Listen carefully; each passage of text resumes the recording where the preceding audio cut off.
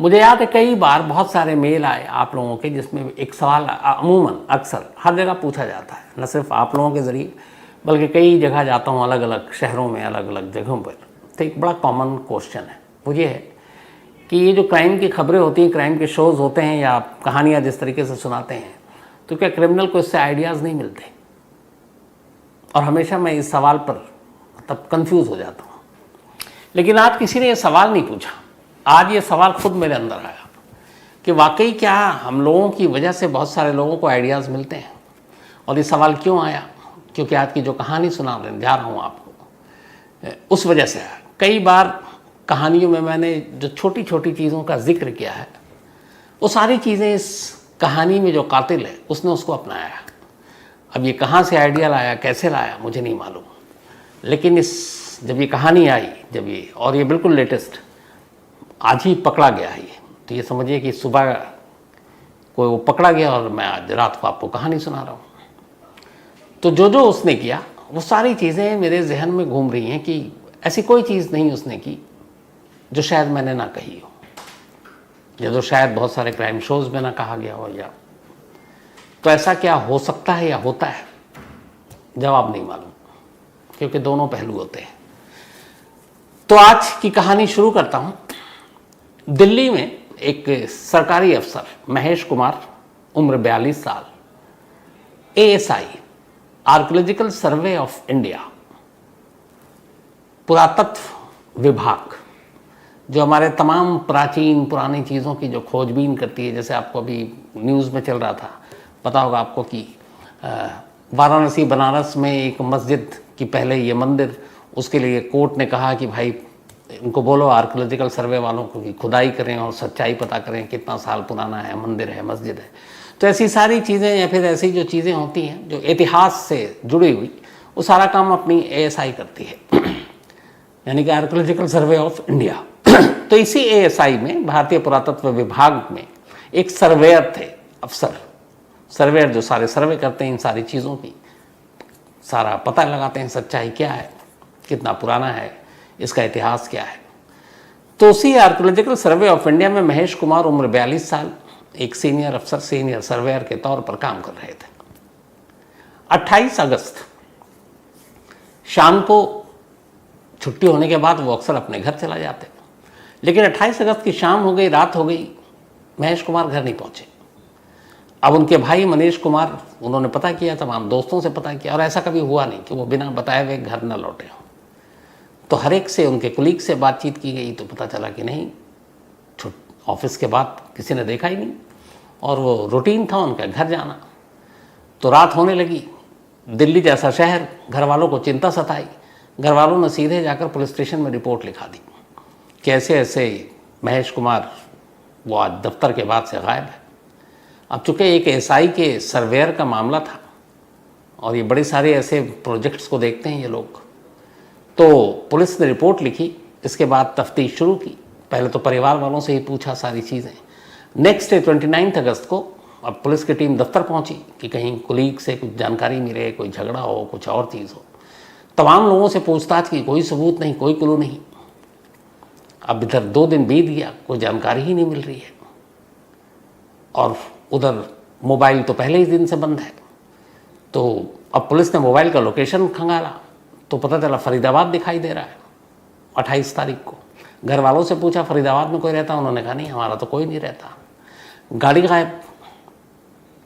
अब इस दौरान में तफ्तीश जारी थी। तब तक एक सरोजनी नगर, दिल्ली में बड़ा मशहूर है सरोजनी नगर मार्केट, वहाँ के किसी लोकल पुलिस ने खबर दी कि एक लावारिस कार खड़ी हुई है। अब वो कार, चूँकि दिल्ली के सब थाने में पता चला कि कौन सी कार है, तो मालूम हुआ कि ये उन्हीं महेश कुमार जी की कार है। अब घर वाले भी परेशान कि उनकी गाड़ी सरोजनी नगर में कैसे, लोकेशन दिखाई दे रहा है फरीदाबाद में। मामला अजीब उलझा हुआ। दफ्तर से भी कोई जानकारी नहीं मिल रही, पुलिस तमाम तफ्तीश कर रही है। फिर से पुलिस ने तय किया कि वो आर्कियोलॉजिकल सर्वे ऑफ इंडिया के उस दफ्तर में जाएंगे और फिर तमाम लोगों से पूछताछ करेंगे। अब सारे लोगों से फिर से पूछताछ कर रहे हैं। इसी बीच में एक अजीब चीज़ पता चली, मोबाइल तो गायब है महेश कुमार का, लेकिन उनका व्हाट्सएप का एक स्टेटस लगा हुआ था, और वो स्टेटस था कि 65 लाख रुपए मेरे ऊपर कर्ज है और मैं कोई परेशान ना हूँ, मैं सभी को ये पैसे वापस लौटा दूंगा, मेरे घर वालों को कोई तंग ना करे और मैं जल्द ही लौट आऊँगा। ये व्हाट्सएप स्टेटस घर वालों ने भी देखा और पुलिस को भी बताया।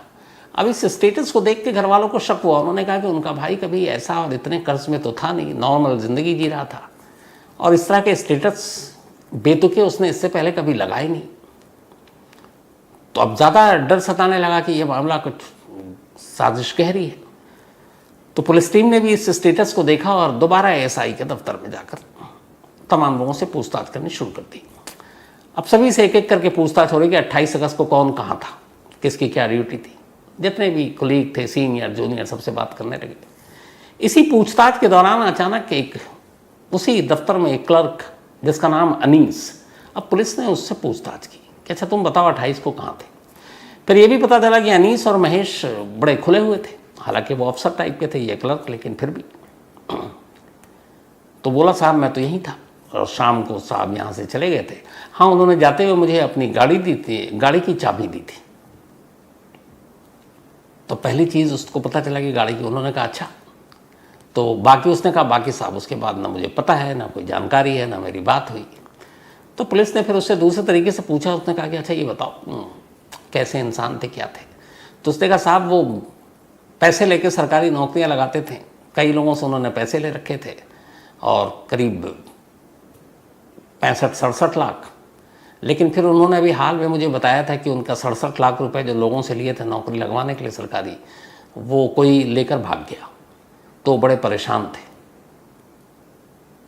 अब पुलिस को लगा कि इस पूरी इन्वेस्टिगेशन में किसी भी शख्स ने, फैमिली ने, किसी और कुलीग ने, किसी दोस्त ने ये बात नहीं कही, पैसे भागने वाली बात।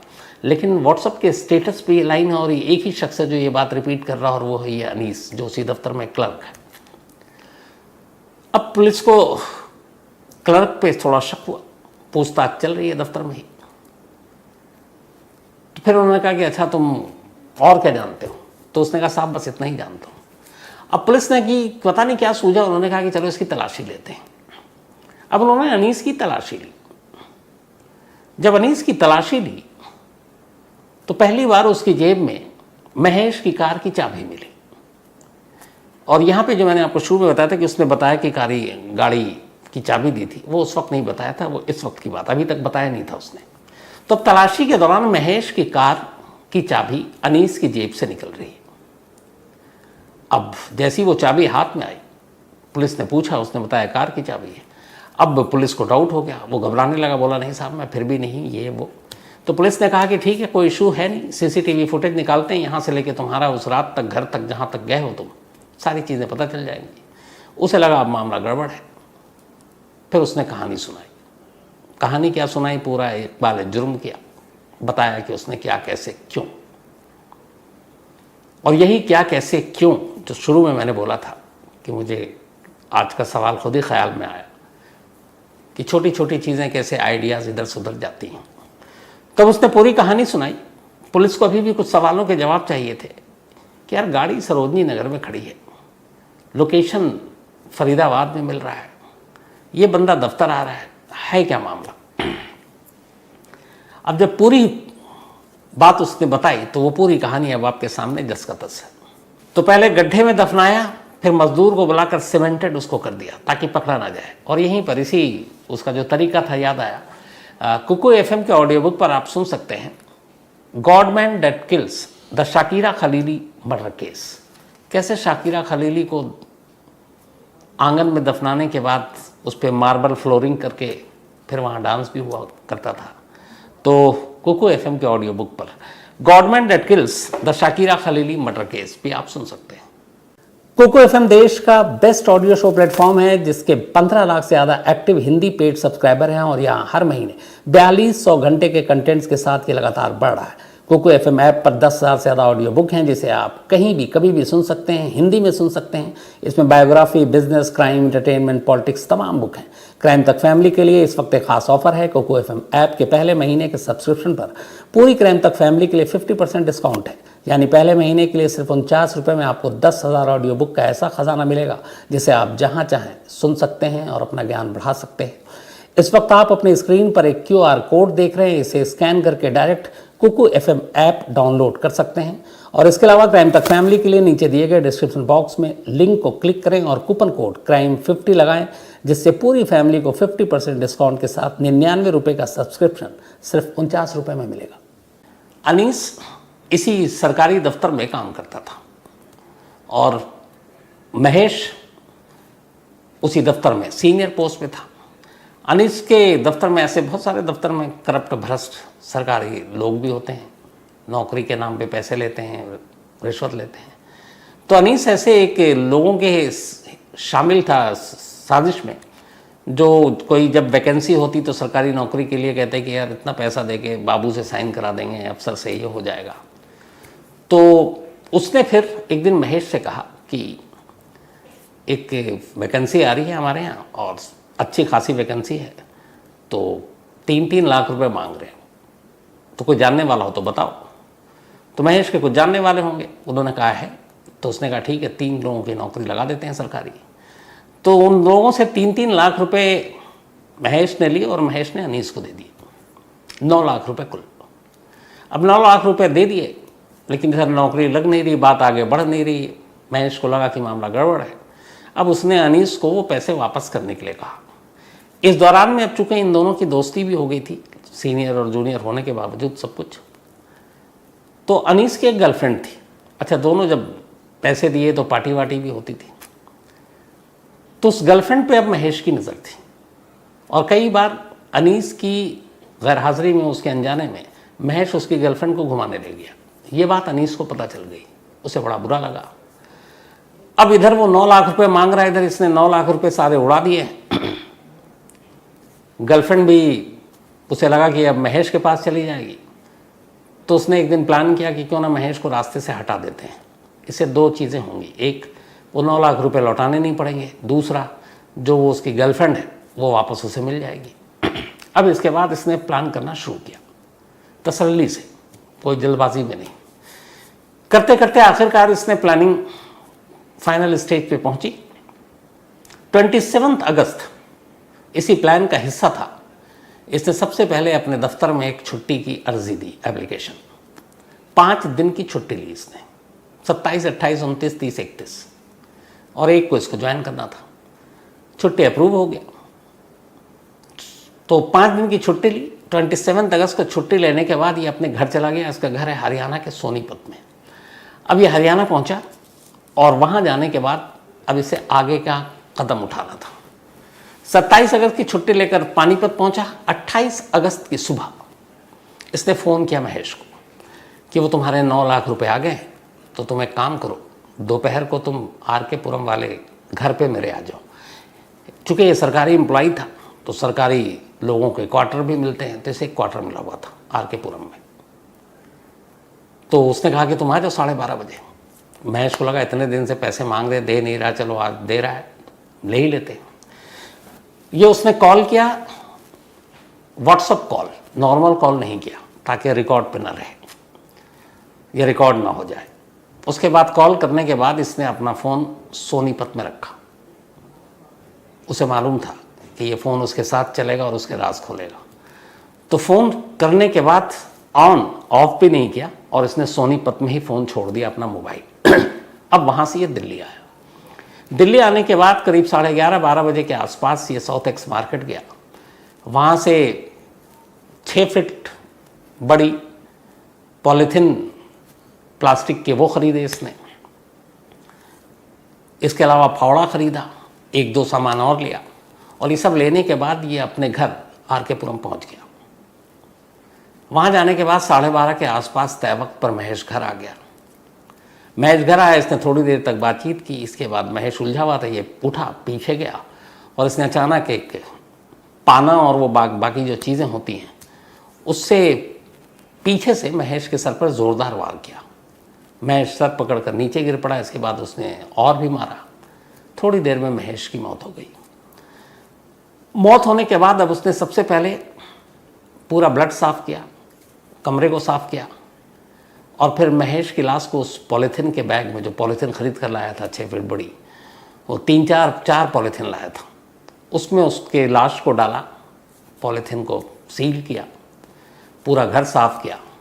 साफ़ करने के बाद एसी ऑन किया, कमरे पे लॉक लगाया और वहाँ से निकलकर सीधे, निकलने से पहले जो महेश के पास 2 मोबाइल फ़ोन थे, उसने दोनों मोबाइल फ़ोन अपने पास लिया और उसकी गाड़ी की चाबी ली। उसके बाद वहाँ से बाहर निकला, गाड़ी लेकर ये जाता है और मोबाइल, महेश के मोबाइल को लेकर फरीदाबाद में जाने के बाद मोबाइल को ऑन करता है। पहले यहाँ उसने ऑफ़ कर दिया, ऑन करने के बाद गाड़ी में वहीं बैठा रहता है कुछ देर तक, मोबाइल चालू रखता है। जब उसे लगता है 5-10 मिनट हो गया दोनों मोबाइल को चालू हुए, फिर वो उन दोनों मोबाइल को ऑफ़ कर देता है। ऑफ़ करने के बाद मोबाइल वहीं झाड़ियों में फेंक देता है। वापस आता है, गाड़ी को सरोजनी नगर में लगाता है। उसके बाद सीधे वहाँ से सोनीपत वापस, दिल्ली के आर.के. पुरम के अपने सरकारी क्वार्टर में एक लाश को यूं ही छोड़कर, एसी चलाकर, और वो बेफिक्र होकर वापस सोनीपत पहुंच जाता है। अब सोनीपत जाता है और सोनीपत में पूरी रात आराम से अपने घर पर रहता है। इधर रात 28 अगस्त की जब वो घर नहीं लौटते तब घर वाले शिकायत करते हैं। अब जब शिकायत करते हैं तो हर एक से पूछताछ होती है, तो इसके पास भी फ़ोन आया घर वालों का। पूछा, अनीस तुमने देखा है महेश को? उसने कहा नहीं, मैं तो बस निकल गया था, उसके बाद मेरी कोई मुलाकात, कोई बात नहीं हुई। अब 29 अगस्त आ गई तारीख, 28 अगस्त को ये सब कर लिया, अब वो सोनीपत में है। 29 अगस्त को फिर फ़ोन आया घर वालों का, फिर इसे पता चला कि पुलिस में मामला लिखा दिया गया है। अब वो पहली बार डरा कि यार पुलिस में रिपोर्ट लिखा दी गई, कहीं कुछ गड़बड़ ना हो जाए, लाश मेरे घर में पड़ी है। फिर ये सोनीपत से वापस आता है, मोबाइल इस बार भी सोनीपत में छोड़ कर जाता है। क्यों? ताकि उसका लोकेशन कोई ट्रेस ना करे कि वो कहाँ था। उसने बताया जो बयान, मैं तो सोनीपत में था, मोबाइल सोनीपत ही दिखा रहा था। तो 29 अगस्त को वापस आता है अपने घर। वापस आने के बाद पहले घर में चेक करता है, लाश वहीं है। फिर दरवाज़ा बंद करता है और वापस दफ्तर जाता है। छुट्टी ले रखी है लेकिन दफ्तर जाता है। दफ्तर जाने के बाद अपने एक और क्लर्क साथी से मिलता है। उस क्लर्क साथी का भी एक क्वार्टर था, क्योंकि वो भी उसी सरकारी दफ्तर में था, लेकिन वो क्वार्टर खाली रहता था क्योंकि वो अपनी फैमिली के साथ कहीं और रहता था। उस क्वार्टर में कुछ मरम्मत के काम होने थे तो वो खाली रहता था। और उस क्वार्टर में कई बार पहले इन लोगों ने बैठकर पार्टी की थी, तो उसे पता था इस क्वार्टर में कोई है नहीं, फैमिली वाले हैं नहीं, कोई आता जाता ही नहीं है, और वो खाली रहता है, कभी कभी पार्टी के लिए इस्तेमाल होता है। तो ये दफ्तर गया वापस और अपने उस क्लर्क साथी से कहता है, यार मुझे तेरी चाबी चाहिए।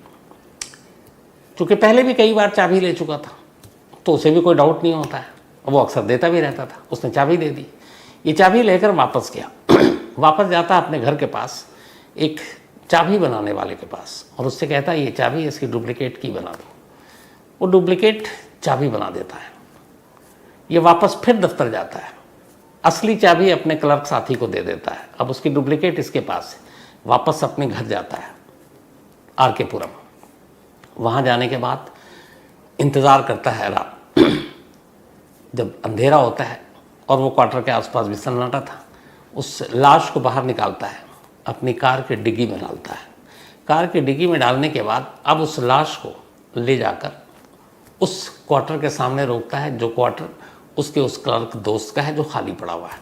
वहाँ जाने के बाद डुप्लीकेट की से उस क्वार्टर का दरवाज़ा खोलता है, चारों तरफ देख लेता, कोई है नहीं। फिर डिग्गी से लाश निकालता है, लाश को उस क्वार्टर के अंदर ले जाता है घर में। उस क्वार्टर के आंगन की तरफ मट्टी और गड्ढे थे और पानी वानी भी जमा हो जाता था क्योंकि लोग रहते नहीं थे। अब फावड़ा भी इसने ख़रीदा था, कार से फावड़ा लाता है। उस आंगन का उसे पूरा नक्शा मालूम था।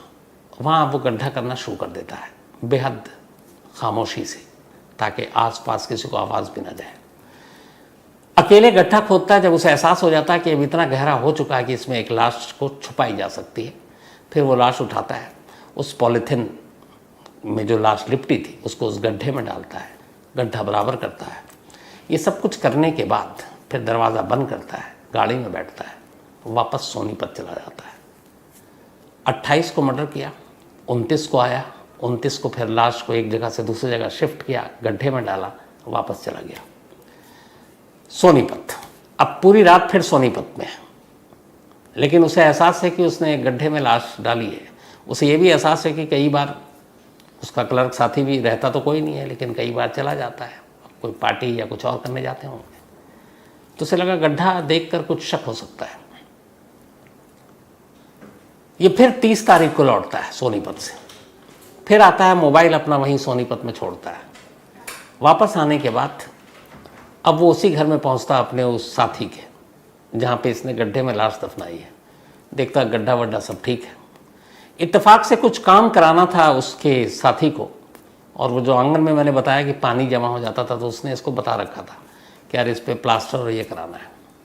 अब ये जाता है एक मज़दूर के पास, उसको बुला कर लाता है, कहता है यार यहाँ पे ये पक्का करना है सीमेंट से। वो भी आ जाता है, 12,000 में 1.5 टन डन होती है, वो 10,000 रुपये ही देता है। उसके बाद वो पूछता भी है आप क्यों करा रहे हो पक्का, तो कहता पानी जमा हो जाता है। उसके बाद पूरे उस गड्ढे को सीमेंटेड प्लास्टर करके बराबर कर देता है, पैसे देता है, शाम को वापस चला जाता है। तो 28, 29 और ये 30, 3 दिन हो गए। इधर पुलिस तफ्तीश कर रही थी, लेकिन फिर 31 और 1 पुलिस तफ्तीश करती रहती है। 2 तारीख को, 2 सितंबर को फिर वो पकड़ा जाता है, और उसके बाद ये सारी चीज़ें तफ्तीश में सामने आती हैं। अब जब पुलिस उससे सारी ये इन्वेस्टिगेशन करती है और पूछती है कि तुमने ये बारीक बारीक चीज़ें कहाँ से, तो उसने कहा कि मुझे ये पता था कि मोबाइल लोकेशन बताता है, मुझे ये पता था कि मैं कहाँ पर हूँ, इसकी चुगली मोबाइल खा सकता है। तो ये सारी चीज़ें इतनी देखी पढ़ी सुनी कि मैंने हर चीज़ के बारे में पहले तय किया था कि मैं एक परफेक्ट मर्डर करूँगा और पकड़ा नहीं जाऊँगा। इसीलिए जब प्लानिंग के तहत ही छुट्टी ली, छुट्टी लेने के बाद सोनीपत गया, मोबाइल छोड़ा। अब अगले जब भी दिल्ली आया मोबाइल छोड़ कर आया, तो मेरी हर दिन मौजूदगी सोनीपत में है। बयान देने के लिए तो कोई भी झूठा गवाह आ जाएगा, लेकिन जो इलेक्ट्रॉनिक्स एविडेंस है मोबाइल का, वो बार बार बता रहा है कि मैं सोनीपत में हूँ, जबकि नहीं हूँ, क्योंकि उसका मोबाइल वहाँ है। ठीक उसी तरह इसने कि पुलिस लाश यहीं दफन है RK पुरम में, लेकिन पुलिस ढूंढेगी इसको फरीदाबाद की तरफ। क्यों? क्योंकि उसने महेश के मोबाइल को ऑन किया जाकर फरीदाबाद में। लास्ट लोकेशन अब वही हो गया। इससे पहले का लास्ट लोकेशन था साउथ दिल्ली RK पुरम, लेकिन वहाँ उसने मोबाइल बंद ऑन था, फिर बंद किया, और उसके बाद ऑन किया वापस जाकर फरीदाबाद में। 5-10 मिनट तक वो मोबाइल ऑन करके बैठा रहा, सिर्फ इसलिए उसे मालूम नहीं था कि कितने देर के बाद लास्ट लोकेशन कैच होता है एक मोबाइल से। तो उसने कहा 10-15 मिनट बहुत होता होगा। 10-15 मिनट तक मोबाइल ऑन करके दोनों बैठा रहा, और जब उसे यकीन हो गया कि अब ठीक है ये लास्ट लोकेशन, फिर उसने मोबाइल ऑफ किया, फेंका, गाड़ी ले जाकर सरोजनी नगर में खड़ी कर दी। हर चीज़ खुद, लाश कहीं और। तो हर चीज़ एक दूसरे से जुदा, हर चीज़ एक दूसरे से अलग। लेकिन वही है कि कत्ल से पहले हमेशा यही, हर जुर्म में यही होता है कि हर मुजरिम ये सोचता है कि ये फुल प्रूफ प्लान है, पकड़ा नहीं जाऊंगा, पुलिस मुझ तक नहीं पहुंचेगी, और हर बार वो गलत साबित होते हैं और पकड़े जाते हैं। तो ये थी आज की कहानी। लेकिन कहानी ख़त्म करूं उससे पहले वही अपना सिलसिला। आज तमन्ना शर्मा, इनका जन्मदिन है, हैप्पी बर्थडे तमन्ना। और ये प्रीतम निर्मल जी की बेटियां हैं, और अगम शर्मा उनके भाई हैं। अश्वनी का भी आज जन्मदिन है, तो हैप्पी बर्थडे अश्वनी। और ये अनिल भाई की पत्नी है, और इनकी बेटियां नेहा है, उन्होंने भेजा है। साथ ही मधु गौड़ जी, इनका भी आज जन्मदिन है, हैप्पी बर्थडे मधु जी। और ये सुजीत सिंह गौड़ की मम्मी हैं और बुलंदशहर से हैं। साथ ही आदित्य स्वामी, इनका भी जन्मदिन है, तो हैप्पी बर्थडे आदित्य। इसके अलावा कुहू का भी आज जन्मदिन है, तो हैप्पी बर्थडे कुहू, प्यारा सा नाम है ये, शिवम ने भेजा है। आज ही लौटकर श्रीलंका से आए हैं हमारे पाजी, यानी कि विक्रांत गुप्ता जी और निखिल नाज, दोनों लंका में थे एशिया कप के लिए। तो जैसे ही दफ्तर में उन्होंने एंट्री मारी तो वो मिले, उसके बाद क्रिकेट के बारे में बात हुई, फिर उन दोनों ने एक नाम लिया, और मैं इसीलिए शुरुआत उन्हीं से कर रहा हूँ। गौहर भाई, गौहर भाई हैं पाकिस्तानी, लेकिन अब ये इनके पास ऑस्ट्रेलियन शायद सिटीजनशिप है, और ये वहीं रहते हैं मेलबर्न में। और क्रिकेट के ऐसे शौकीन और दीवाने हैं कि जहाँ जहाँ मैच होता है वहाँ वहाँ निकल लेते हैं। तो विकी पाजी और निखिल नाज साहब से मिला, तो उन्होंने बताया कि कहानी सुनते हैं और फिर सोते हैं। तो गौहर भाई, प्यार के लिए इस दिल से शुक्रिया, और कभी किसी न किसी क्रिकेट के मैदान पर आपसे ज़रूर मुलाकात होगी, क्योंकि कहीं ना कहीं तो मैदान में मैं भी आपको दिखूंगा ही। तो थैंक यू, इन्होंने जो कुछ कहा। और बड़ी तादाद में पाकिस्तान के अलग अलग फ़ैन पहुँचे थे, मुझे विकी पाजी से पता चला। और अपने पाकिस्तान में विकी पाजी वैसे ही बहुत पॉपुलर हैं। तो थैंक यू विकी पाजी इनका भी। और हाँ, एक और चीज़ भी बताऊं, उन्होंने कहा कि अब मुझे कोई कुछ कहेगा नहीं, क्योंकि जब भी ये किसी टूर से लौट कर आते हैं ना क्रिकेट के, तो ज़्यादातर ये होता है यार क्यों गए थे तुम, हरवा दिया इंडिया को। तो आज वो थोड़े चौड़े थे विकी पाजी, उन्होंने कहा देखो इस बार जितवा कर आए एशिया कप। तो मैंने कहा हाँ जितवा कर तो आए हैं, लेकिन ऐसा भी क्या मैच कि मैं थोड़ी देर के लिए वॉशरूम गया और वापस आया तो आधी टीम तो निकल ली थी। तो इतनी जल्दी भी नहीं होना चाहिए था, लेकिन खैर थैंक यू गौहर भाई। इसके अलावा मधुसूदन आदिक साहब, थैंक यू सो मच आपके इस मेल के लिए। ये मुंबई से हैं और पक्का आप कभी दिल्ली आए तो मुझे बताइएगा, मैं ज़रूर मिलूंगा। और मैं मुंबई आया तो आपसे पक्का वादा है मिलूंगा। राहुल गोरख एक कहानी की इन्होंने फरमाइश की है। इसके अलावा Naman Sharma thank you so much. खासतौर पर आपके भाई को कहिएगा दर्शिल को, दर्शिल ने एक स्केच बनाया, उसका वीडियो भी मुझे भेजा। एंड थैंक यू, बहुत ही खूबसूरत और बहुत ही प्यारा स्केच है, और जो भी आपने बनाया दिल से शुक्रिया। साथ ही Bhavna Sharma thank you so much. Abhishek Kumar इन्होंने कहानी की फरमाइश की है और इनके घर में खुशखबरी भी आई है, इनकी एक बेटी भी आई है, तो ऊपर वाला लंबी उम्र दे, सेहत दे। Pooja Ahuja thank you so much, ये डलास टेक्सास से हैं। और कई और लोगों ने लिखा, चलिए इन्हीं के साथ बता देता हूँ। इसके अलावा एक अभिषेक हैं पटनायक, तो इन्होंने क्राइम तक इंटरनेशनल सुना और कहा कि आपकी इंग्लिश का एक्सेंट गज़ब है। तो अब मैं आप लोगों से, फैमिली के लोग, झूठ नहीं बोलूँगा, ना पूजा जी आपसे, ना अभिषेक साहब आपसे। वो ये है कि कहानी तो है इंग्लिश में, पर मेरी कहाँ इंग्लिश कितनी माशाअल्लाह ये आप में से किसी को छुपी नहीं, ना मैंने कभी छुपाने की कोशिश की है। तो वो जो आप क्राइम तक इंटरनेशनल में सुनेंगे वो मेरा AI वर्जन है। तो मेरी आवाज़ AI ने हूबहू निकालने की कोशिश की है, बल्कि निकाली भी है। मतलब खुद मेरी बीवी भी धोखा खा गई थी कि यार ये तुम हो। तो उससे ज़्यादा वो हैरान इस बात पे थी कि मैं इतनी अच्छी और इस एक्सेंट में इंग्लिश कैसे बोल सकता हूँ। तो AI का कमाल है। और इसी पे याद आया, फिर कल ही मैंने आप लोगों से कहा था, लेकिन इतनी भी क्या कंजूसी, और तो कुछ बोला नहीं। तो क्राइम तक इंटरनेशनल जो आया है, क्राइम तक INT यूट्यूब पर, इंग्लिश में नया चैनल, तो इसमें इंग्लिश में ही सारी चीज़ें होंगी, पूरे वर्ल्ड की क्राइम की खबरें, साथ ही मेरी स्टोरी और मेरी आवाज़, उस आवाज़ की आपको राज बता दिया। तो कम से कम इतना बड़ा परिवार है। मैंने कल भी कहा था कि मतलब 1 लाख तो कर ही देना चाहिए।